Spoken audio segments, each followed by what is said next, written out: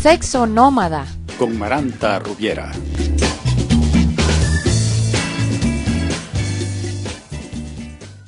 Bienvenidas y bienvenidos a Sexo Nómada, soy Maranta Rubiera. Hoy estoy continuando una conversación que ya hemos comenzado en el episodio pasado con Israel Sánchez. Hola Israel Sánchez, bienvenido de nuevo. Hola Maranta, ¿qué tal? Israel Sánchez está contactando a Sexo Nómada desde Madrid y estábamos hablando la otra vez de algo que se llama la agamia. Para quienes no han escuchado ese capítulo y para que no estén perdidos en lo que vamos a hablar ahora, pues nada, aquí abajo pueden ver el link del otro episodio. Y prácticamente pues fue tan animado que nos han quedado pendientes muchos asuntos importantes, entonces hemos decidido hacer un segundo encuentro con Israel. Bueno, Israel, voy a ver si resumo en 2 palabras y tú me corriges, ¿okay? Muy bien. Un poco para hacer la introducción. Israel propone específicamente desde su blog que se llama contraelamor.com, ¿no? .com. Eso es. Uh-huh. Un modelo de relacionarse entre personas que se llama agamia, que quiere decir vincularse con personas pero no estableciendo pareja. ¿Eso es un resumen correcto? Sí, o que todos los vínculos entre las personas son vínculos y no establecemos ninguna diferencia entre ellos nominal, salvo que, pues lo que digamos cuando nos ponemos a describirlos es que hay que describirlos. Unas relaciones van creciendo más, otras relaciones van creciendo menos y las relaciones crecen paulatinamente, se van desarrollando como la propia madurez del sujeto. Ya. Vale, entonces bueno, esto es todo una propuesta que implica muchos retos, ¿no? Pues sí.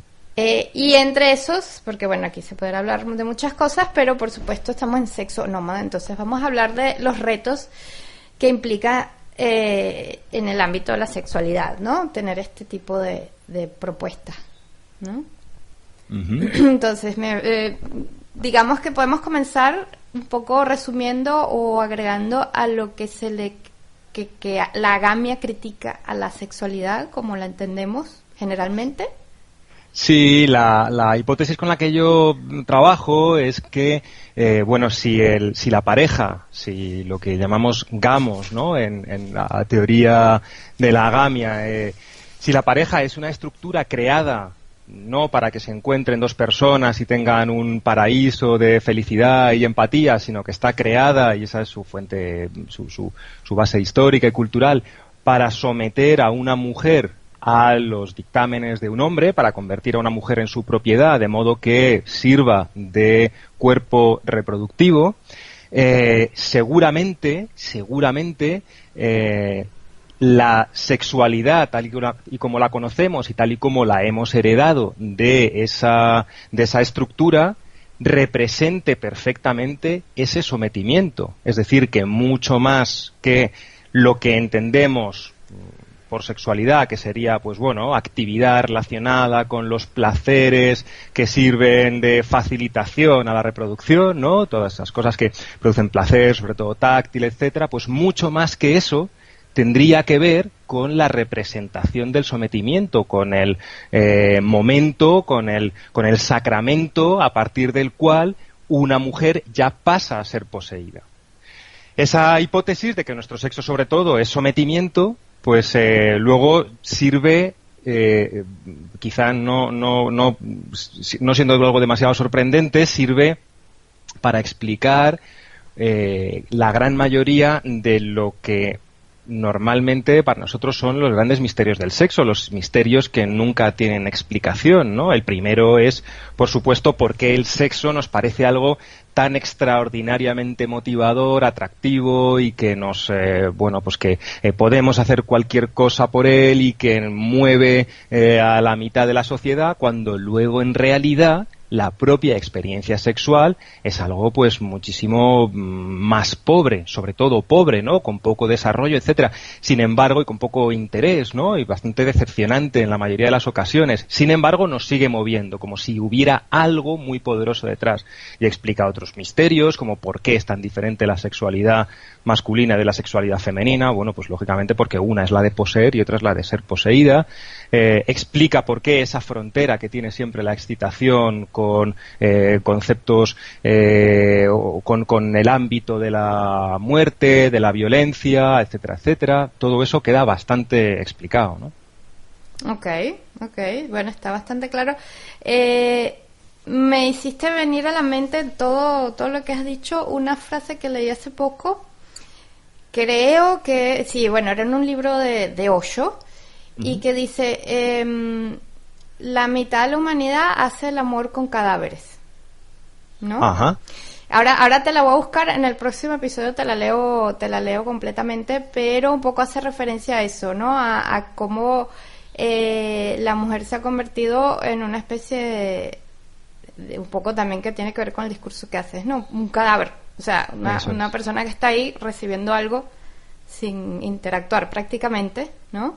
Uh-huh. Y bueno, y de ahí viene todo otro discurso, ¿no? Pero me relacioné mucho con eso, ¿no? Uh-huh. Es que su actuación precisamente sería esa, la de representar el cadáver, que pasa de ser un sujeto vivo y autónomo independiente a un objeto que es poseído por el varón, ¿no? O por quien representa el papel de varón. Uh-huh. Y entonces, de ahí, digamos, esas son las críticas bien, bueno, a mí me parece que están bastante claras, ¿no? Uh-huh. Y resumidas. Ahora bien, todo esto tiene mucha lógica, ¿no? Especialmente para mí, para alguien que se ha estado cuestionando toda una serie de cosas, ¿no?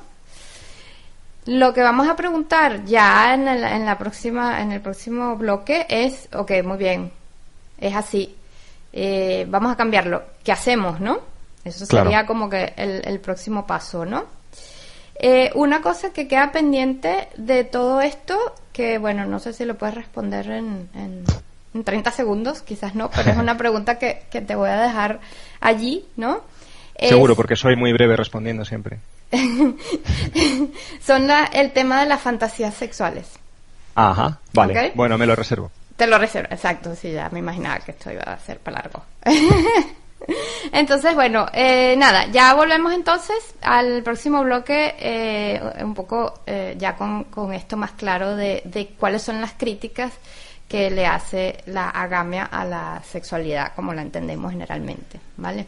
Bueno, ya volvemos entonces con Israel. Sexo nómada.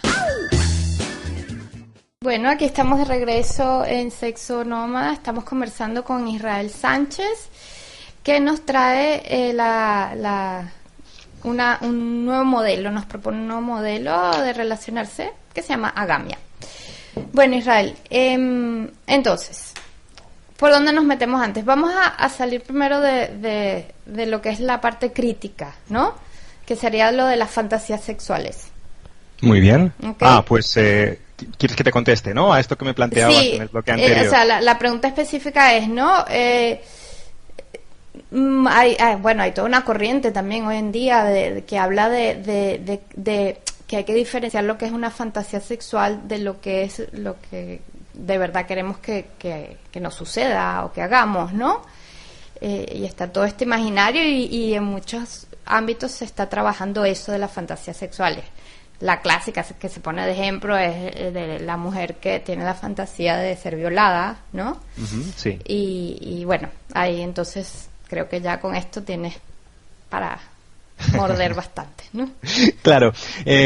Bueno, cuando hablamos de fantasías, supongo que es interesante diferenciarlas de otros conceptos relacionados con el desplazamiento del objeto de deseo o con la transformación de la conducta sexual, ¿no? Y diferenciarlas de lo que llamamos fetiches, que serían esos objetos de deseo diferentes, ¿no?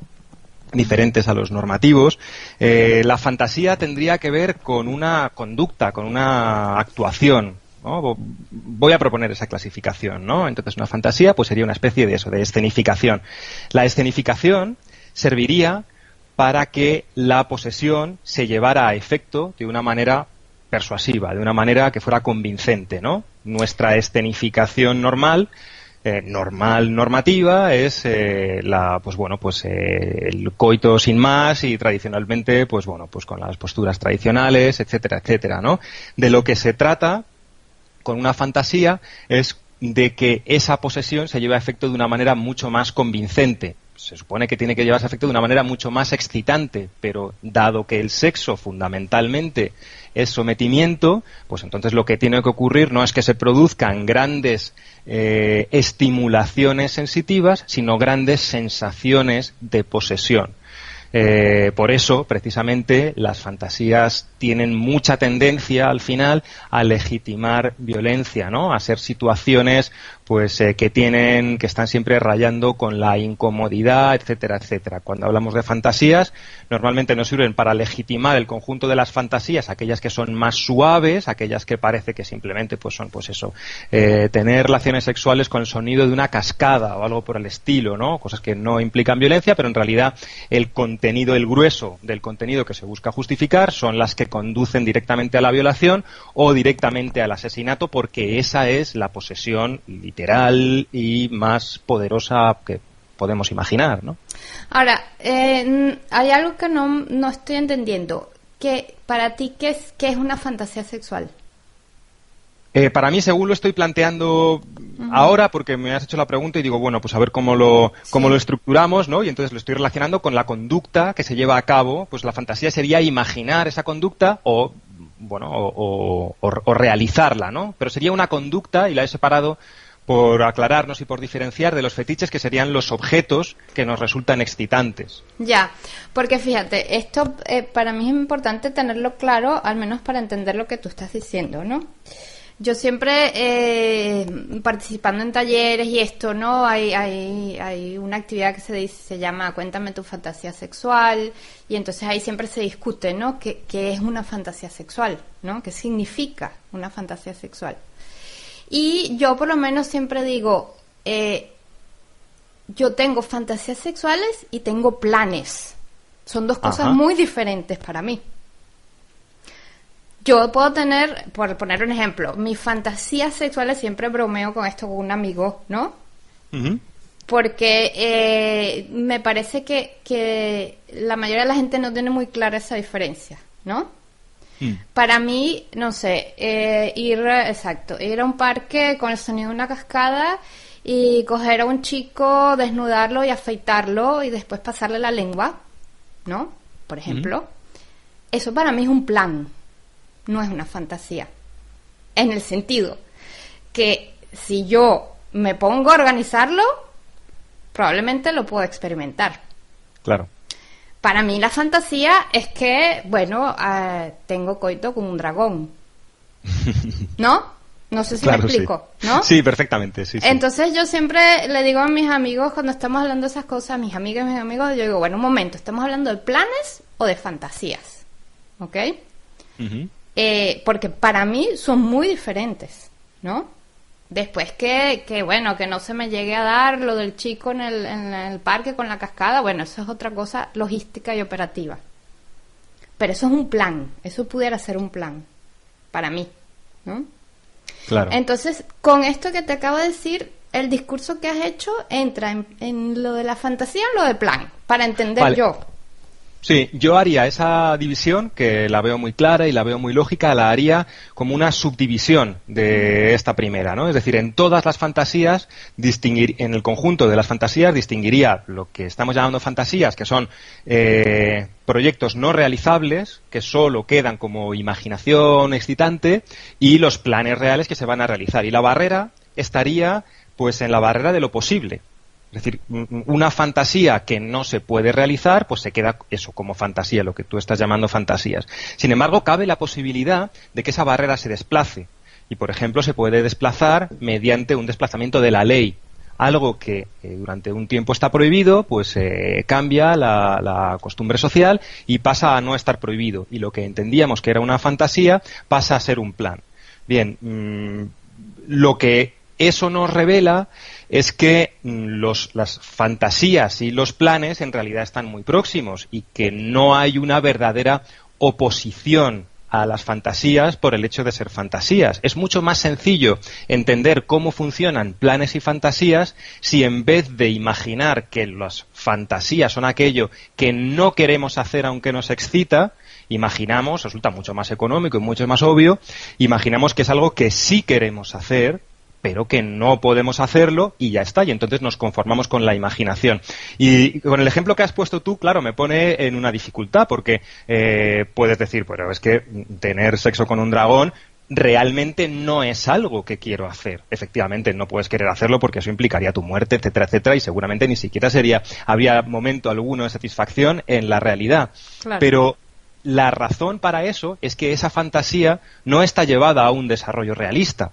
Es decir, que no es exactamente con un dragón con quien estás imaginando, es con un dragón muy particular, que es suave, que a lo mejor es afectuoso, que tiene unas dimensiones determinadas, es decir, que si empezamos a concretarla, ya sí pasa a ser posible, salvo por la propia existencia del dragón, ¿no? Del mismo modo que si empezamos a concretar, pues fantasías de violencia, mutilación y asesinato, pasan a ser posibles en el momento en que aparezca un sujeto legalmente accesible, ¿no?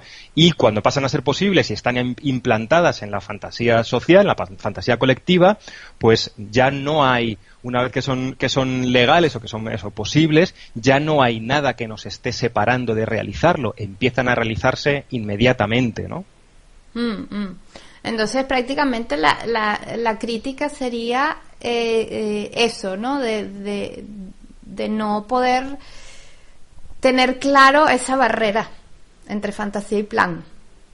Claro, es que, lo que deberíamos intentar, si buscamos ese sexo consciente del que hablábamos en el programa anterior, lo que deberíamos, entre otras cosas, o lo más importante que deberíamos es analizar nuestros deseos, sin la gravísima preocupación de que los vamos a deslegitimar, sino solo por la acción responsable que implica analizar aquello que estamos queriendo y aquello con lo que nos estamos implicando hasta el punto de desearlo sexualmente, que suele ser una implicación muy extrema, ¿no? Bueno, pues analicémoslo y busquemos coherencia en ellos, resolvamos esa contradicción que existe continuamente entre que es algo que nos gusta y es algo que va asociado a la violencia, a la agresión, a situaciones de peligro, etcétera, etcétera.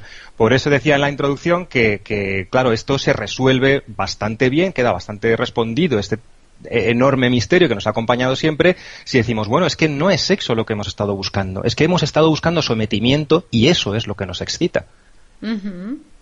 Vale, bueno, ahorita vamos a una pequeña pausa y ya regresamos tomando este hilo sobre las fantasías y de ahí vamos a lo otro.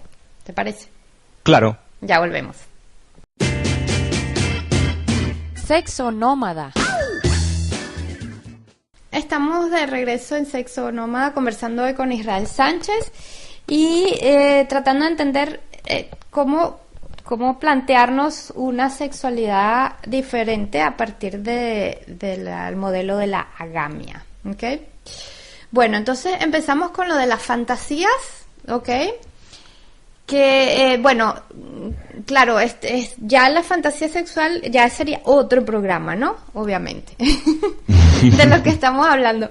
Porque, bueno, las fantasías también pueden ser vividas sin contradicciones y es algo que hay que trabajar, pero bueno, siempre eso implica conciencia, ¿no? Como bien decías antes de este bloque, ¿no?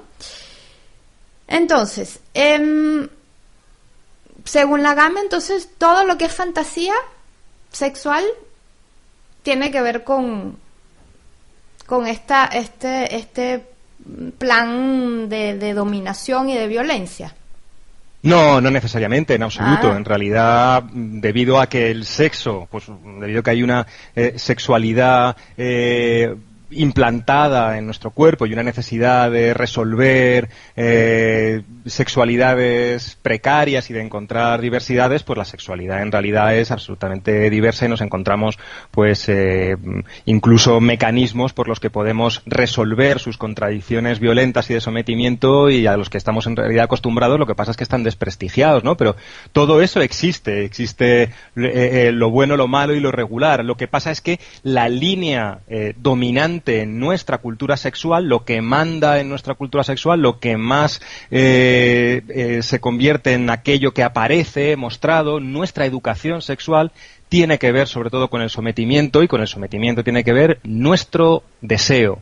O sea, que sea tan intenso solo se explica, teniendo en cuenta lo lamentable que suele ser la experiencia, solo se explica porque pasa algo tan alucinante como que una persona simbólicamente se convierte en tu esclava. Uh-huh, uh-huh.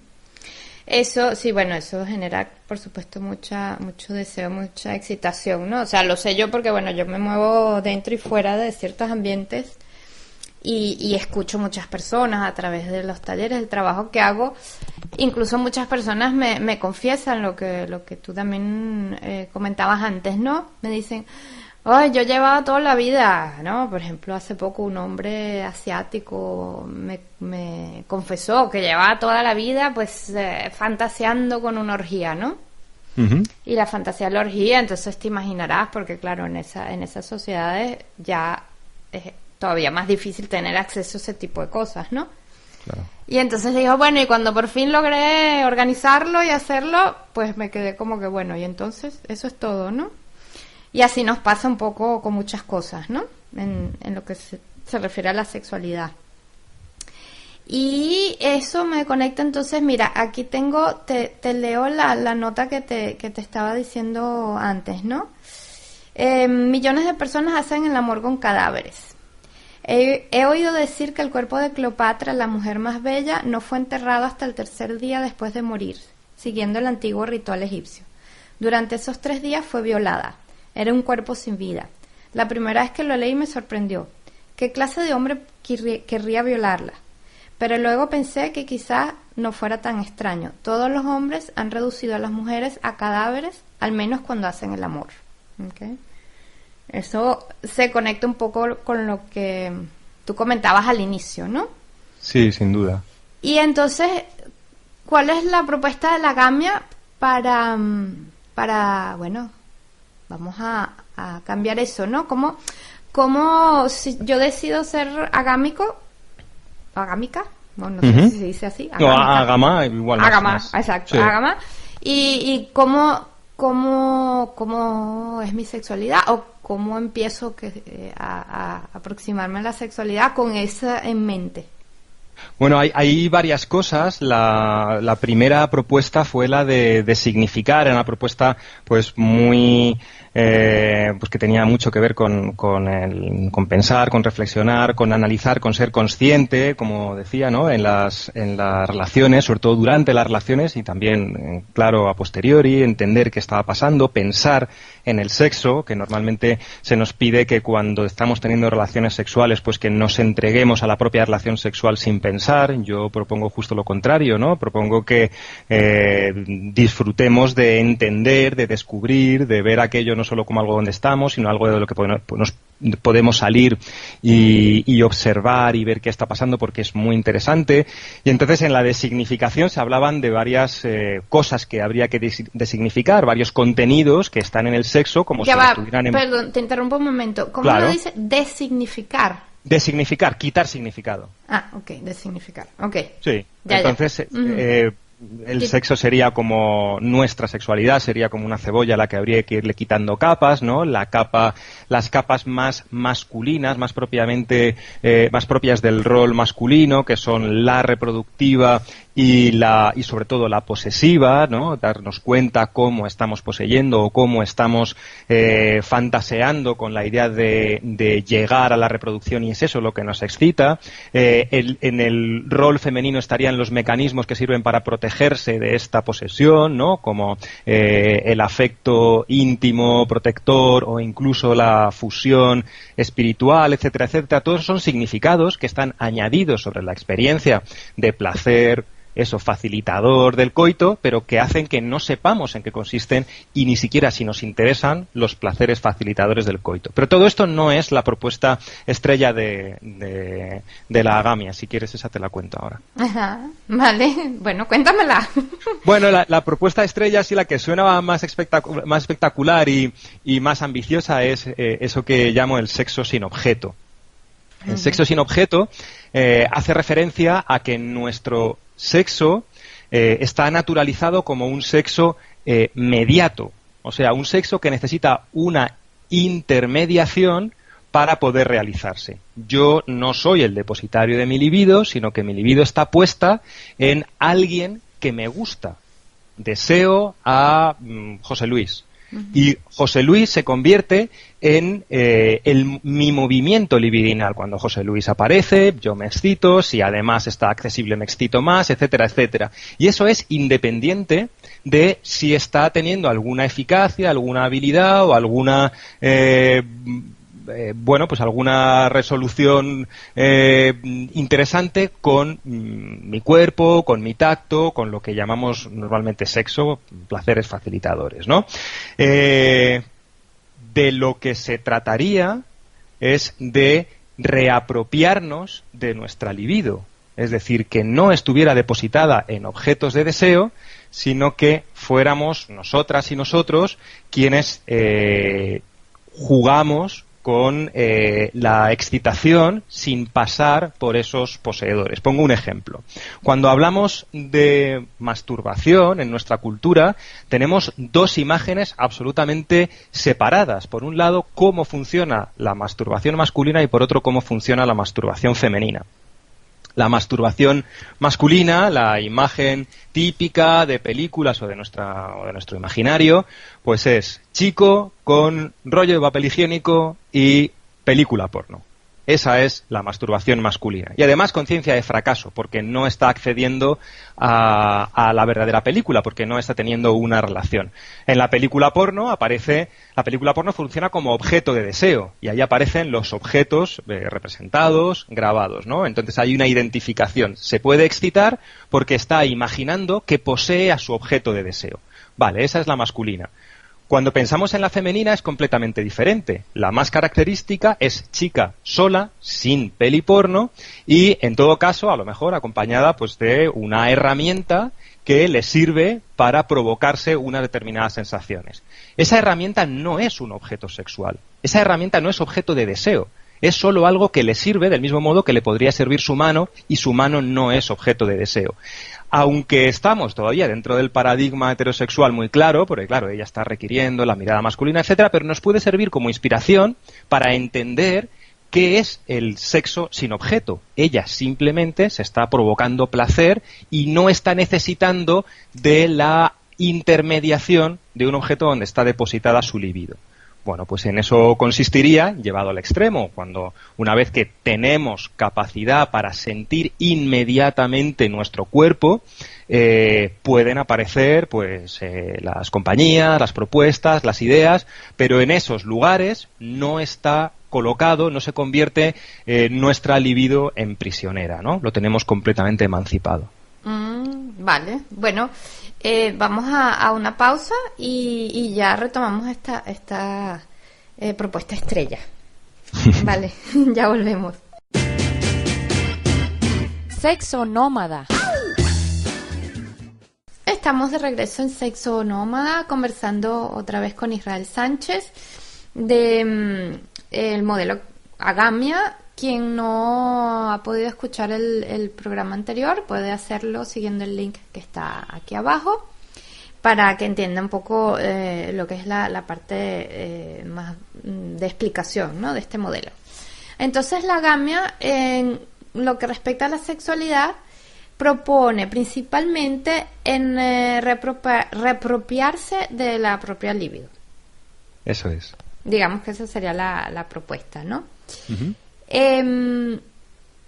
Ahora bien, eso, bueno, me parece genial, es algo que bueno, digamos que he visto que se está trabajando en otros ámbitos, ¿no? ¿Qué tipo de ¿cómo propones tú llegar a eso, ¿no? Porque, o sea, está muy claro que eso sería como una manera de desvincular la sexualidad con ese esquema de sometimiento, ¿no? Ujú. Y que ya la sexualidad no está vehiculada por alguien más, ¿no? O algo más, sino que, bueno, es mía. Claro, eso es. Es que además cuando está vehiculada por alguien más, pues es el primer paso para que convirtamos a ese alguien no solo en objeto de deseo, sino en objeto de posesión, porque será cuando lo poseamos, cuando podamos utilizarlo para satisfacción de nuestra libido, o sea, se convierte en objeto de ambición, ¿no? Ujú, ujú. Y puede ser de dependencia también, ¿no? Y de dependencia también, claro. Y entonces, a nivel práctico, ¿no? A ver si hay algunos oyentes aquí que dicen, bueno, venga, vamos a empezar a aplicar esto, ¿no? ¿Qué propondrías tú? Bueno, hay, aparte de que continuamente, pues eso, seamos conscientes de lo que está pasando, una de las propuestas así más prácticas, más técnicas, más inmediatas y más fáciles es lo que llamo sexo ciego, ¿no? Tenemos una cultura que es sexualmente absolutamente visual y que posee por los ojos, porque claro, los ojos, la visión es el sentido que abarca un espacio mayor y que es más social por ello, ¿no? Yo puedo desear a alguien que está a 100 metros porque le veo, no puedo desear a alguien que está a 100 metros porque le oigo y menos porque le huelo, ¿no? Entonces, pues es la visión la que nos educa en cómo desear. Pues el sexo ciego no consiste necesariamente en que condenemos a la vista, por supuesto, que es muy interesante, pero sí en que recordemos que es por la vista por la que nos están vendiendo la posesión. Entonces, de momento, a lo mejor esta época, o a lo mejor este momento histórico, o este momento en nuestra vida personal, en nuestra evolución personal, quizá deberíamos cerrar los ojos, pero cerrarlos del todo. No significa solo cerrar los ojos y dejar que mi pareja sexual me haga cosas, sino ignorar quién es mi pareja sexual. Entonces, la propuesta, digamos, más de taller, por ejemplo, como puro ejercicio, pues sería participar en la experimentación, en la comprobación de que el sexo es excitante independiente, o puede serlo independientemente del objeto, porque si a mí me cierran los ojos y una serie de personas, a unas las deseo, a otras no, unas me parecen atractivas, otras repulsivas, que es lo contrario de atractivo en nuestra cultura, ¿no? Es decir, que nos generamos repulsión hacia las personas hacia las que no deseamos, pues si yo tengo los ojos vendados y no sé quién me va a tocar, por ejemplo, pues entonces lo que empieza a ser excitante o no excitante es cómo me está tocando, si me está tocando bien, si me está tocando mal, si lo está haciendo empáticamente, si simplemente el tacto es suficiente, que seguramente lo sea, para irme excitando, pues a lo mejor si no he tenido orgasmos recientes, etcétera, etcétera, y descubrir que no dependo necesariamente de que sea mi objeto sexual, depositario de mi libido, quien está haciendo eso, sino que puede hacerlo en realidad cualquiera que lo haga con un mínimo de, pues iba a decir habilidad, pero diría simplemente respeto. Pues bueno, sí, te cuento que, bueno, yo por lo menos últimamente se me ha dado el ser celestina, por decirlo así, de citas así. Las personas que me conocen, que tienen confianza en mí, me han pedido que las contacte y las lleve a un lugar, dos personas que no se conocen, para que tengan sexo sin verse. Ajá.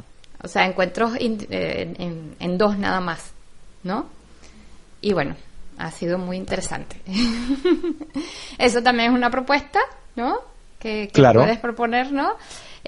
Por supuesto, bueno, es algo que no es así. Tiene que ser, digamos, estas son personas que me conocen, que saben las personas que conozco, que saben claro, que bueno, que manejo toda una serie a nivel de seguridad, bueno, de higiene, de todas estas cosas, ¿no? Entonces confían un poco en que voy a conseguir a otra persona que bueno, está va a ser seguro, ¿no? El encuentro, ¿no? claro. Y bueno, hemos estado experimentando con eso, te cuento. Y por supuesto ha sido hermoso porque o sea, este tipo de cosas se hace muchas veces en festivales, en talleres, pero claro, es una onda más grupal, que está muy bien, ¿no? Pero claro, cuando se hacen este tipo de encuentros es 1 a 1 y la cosa se pone muy intensa, la verdad. ¿no? Y prácticamente la idea es que estas dos personas se encuentren, hagan lo que se le antoje hacer y después se vayan sin verse nunca. Ajá. ¿No? Y es muy interesante. Sí, pues ha sido muy interesante, sí. Siempre cabe la posibilidad, porque esa es nuestra formación, esa es nuestra cultura, siempre cabe la posibilidad de desplazar la experiencia hacia una fantasía de posesión. Por eso tenemos que ser conscientes de lo que estamos haciendo. Si cuando yo participo en ese taller, en esa actividad, en esa experiencia, lo que me está excitando es la idea de que me entrego a una persona desconocida o de que paso a poseer a una persona desconocida, entonces estoy desplazando una fantasía que puede servir como sexo ciego y sexo sin objeto a una nueva fantasía de posesión. Entonces, lo que pasa es que, fíjate, no, pero es que ahí te vengo yo con otra cosa. Cuando tenemos lo que es la vista, ¿no? Que es muy importante, bloqueada, como bien has intuido, ¿no? Nuestro cerebro funciona totalmente diferente, ¿ok? Claro. Se activan los otros sentidos que tienen acceso más directo al sistema límbico, a todo lo que es la parte que no es la corteza cerebral, ¿no? Sobre todo el olfato y el oído, ¿no? Te lo digo porque yo, por ejemplo, tengo un taller que lo he hecho en distintos países del mundo, se llama La Manada, ¿no? Y bueno, por supuesto siempre en contextos de festivales donde las personas ya están como predispuestas a explorar, ¿no? Y como más relajadas, ¿no? En ese sentido.